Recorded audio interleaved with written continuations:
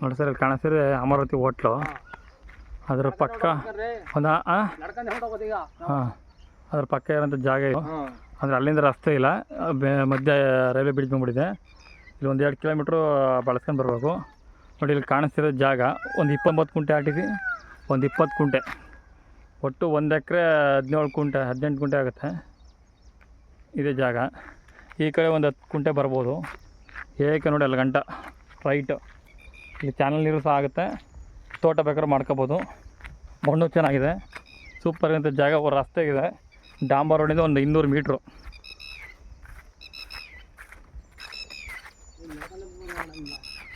Super ಅಂತ ಜಾಗ ನೋಡಿ. ತೋಟ ಮಾಡೋಕ್ಕೂ ಚೆನ್ನಾಗಿದೆ.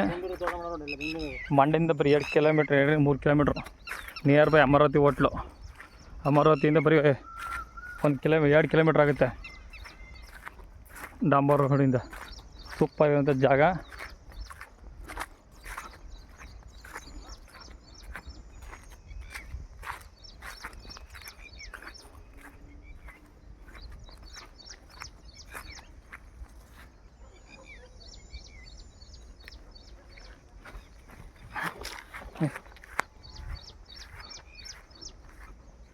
ಅದೇ ಹೋಟ್ಲು, ಅದೇ ಹೈವೇ.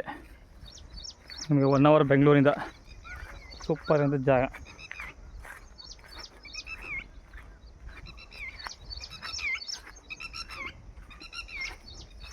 ಅದೇ ರಸ್ತೆ, ಸೂಪರ್ ಜಾಗ.